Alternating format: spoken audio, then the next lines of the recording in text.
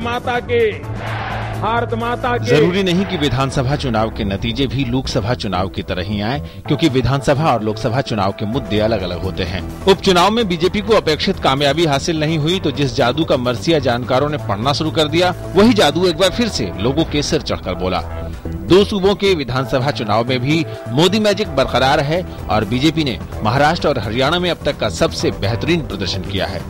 जो विरोधी हमारे कहते थे कुछ उपचुनावों को नतीजों को लेकर कि मोदी लहर समाप्त हो गई है, आज सिद्ध हो गया है कि मोदी लहर आज भी सुनामी की तरह सबको ध्वस्त करने में सक्षम है।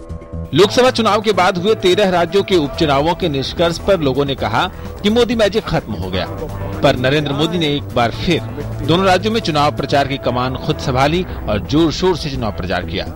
लोकसभा चुनाव के बाद प्रधानमंत्री नरेंद्र मोदी की स्वीकार्यता की अग्नि परीक्षा के रूप में देखे जा रहे इन दोनों विधानसभा चुनाव ने भाजपा को सही मायनों में देश की प्रमुख राष्ट्रीय पार्टी के रूप में स्थापित कर दिया है।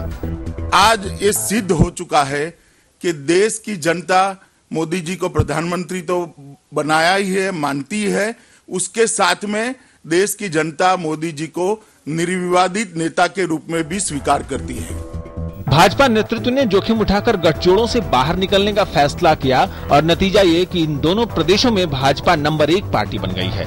इन राज्यों में मिली सफलता भाजपा को अन्य राज्यों में अपना प्रभाव बढ़ाने में मदद करेगी। लेकिन बीजेपी की ये जीत क्षेत्रीय दलों को भाजपा के खिलाफ एकजुट होने के लिए मजबूर कर सकती है।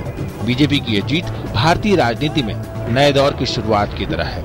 पार्टी के लिए झारखंड, जम्मू कश्मीर और दिल्ली अगली चुनौती होगी। पर एक बड़ा सवाल ये भी होगा कि क्या मोदी के उत्थान के समांतर कांग्रेसी नेतृत्व का पराभव हो रहा है, और सोचना ये भी होगा कि उसके पास क्या अब ऐसा कोई नेता नहीं जो फ्रंट से लीड कर सके। जनादेश डेस्क से हरेंद्र की रिपोर्ट, डीडी न्यूज।